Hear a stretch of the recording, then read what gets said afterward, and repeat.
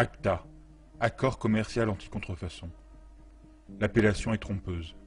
L'idée initiale de l'ACTA est de protéger la propriété intellectuelle au niveau international. Cet accord est censé empêcher la contrefaçon de produits et de marques comme les copies de produits de luxe ou l'usurpation de marques, par exemple l'utilisation d'une marque de voiture célèbre pour des tampons périodiques. Cela sauvegarderait les investissements dans la recherche et le développement de produits industriels comme les brevets médicaux ou les produits pharmaceutiques. Cet accord est aussi supposé apporter une aide qualitative aux artistes et aux journalistes et harmoniser à l'échelle internationale les législations relatives aux droits d'auteur. Ça a l'air bien, n'est-ce pas? Mais il y a un hic. Le dictionnaire anglais-Oxford définit la contrefaçon comme une imitation frauduleuse de quelque chose d'autre. Quand un fichier est copié sur Internet, il est rigoureusement identique à l'original, aucunement une imitation. Ça n'est pas un vol non plus car l'original n'est pas substitué. L'information est simplement partagée gracieusement. Ainsi la contrefaçon n'a rien à voir là-dedans. Développons. La propriété intellectuelle n'est jamais vraiment définie par l'ACTA. Elle peut désigner des marques déposées ou n'importe quelle idée ou information qui pourrait à terme être copyrightée, limitée ou criminalisée. Cela va avoir un effet épouvantable sur Internet tel que nous le connaissons à l'heure actuelle. Le texte de l'ACTA recouvre un grand nombre de domaines, il est très complexe et difficile à appréhender. Nous allons donc vous montrer ce qui arrivera à Internet en usant d'analogies avec le monde physique. Imaginons que vous payez un cours de cuisine. Pendant ce cours, vous apprenez à cuisiner un délicieux poulet frit. Vous rentrez ensuite chez vous et donnez la recette à votre femme. Mais voilà où le bas blesse. Pour ACTA, vous êtes maintenant tous deux des criminels car vous avez partagé cette information gratuitement alors que vous seul aviez payé pour l'acquérir. Les accords ACTA sont clairs. Si vous êtes soupçonné de partager des informations relevant du droit d'auteur selon le pays dans lequel vous vivez, vous ne pourrez plus accéder à ce genre de cours, vous écoperez d'une amende ou vous irez directement en prison.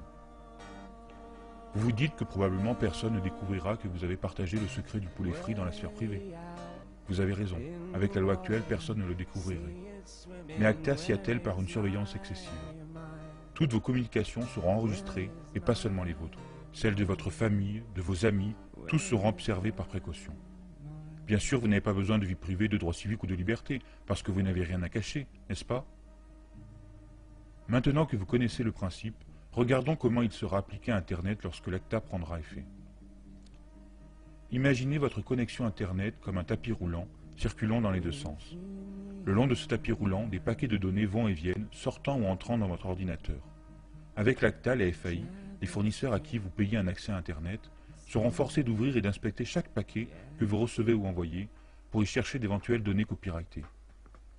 Envoyez ou recevez des informations copyrightées plusieurs fois et vous serez coupé d'Internet ou ferez face à des poursuites judiciaires. Cela signifie que si vous envoyez un fichier MP3 à un ami avec un logiciel de messagerie instantanée, uploadez une vidéo d'une soirée où l'on entend de la musique copyrightée, ou citez un article de presse copyrighté dans un email, votre compte est bon. C'est comme ça. Comme si cela ne suffisait pas, l'information concernant l'article de journal que vous avez envoyé par email sera transmise aux éditeurs et à leur demande, vous pourrez écoper d'une amende ou d'une peine de prison. Les FAI seront requis de vérifier qu'aucun contenu copyrighté ni aucun lien vers du contenu copyrighté ne se trouve jamais sur leur serveur. Cela sera fatal pour les sites qui hébergent du contenu généré par leurs utilisateurs, comme de la musique, des photos ou de la vidéo. Comment YouTube ou Twitter pourraient fonctionner avec une telle loi? Internet tel que nous le connaissons est ainsi sur le point d'être détruit. Au moins, vous pourriez penser que l'argent récolté dans tous ces procès profite aux créateurs. Mais les musiciens, écrivains, cinéastes, journalistes, développeurs et chercheurs sont tout aussi perdants, car bientôt tenus de respecter les mêmes règles.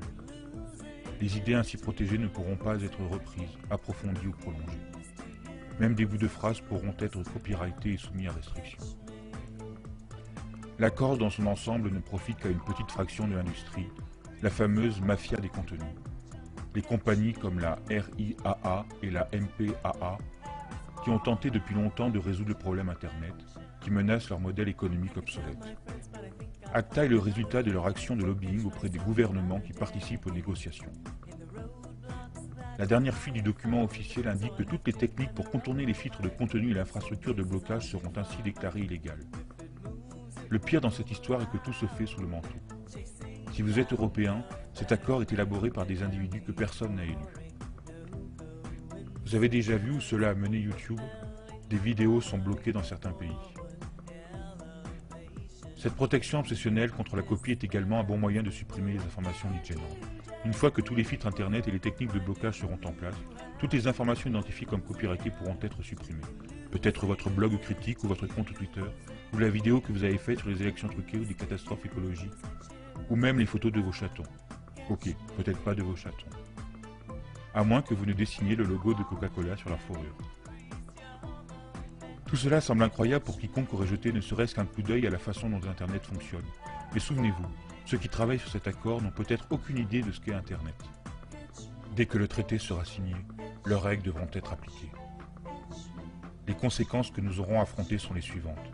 La censure d'Internet, des restrictions à la liberté d'expression, la perte de la neutralité du net due à la restriction d'usage de certains protocoles, une totale surveillance de toutes vos activités en ligne, la perte des libertés et la restriction des droits civiques, des sanctions comme la coupure de votre accès Internet.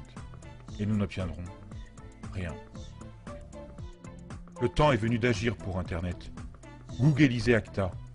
Chargez vos tweets et Photoshop. Faites savoir que personne ne déconne avec l'Internet, jusque dans la rue. Stop au Kraken.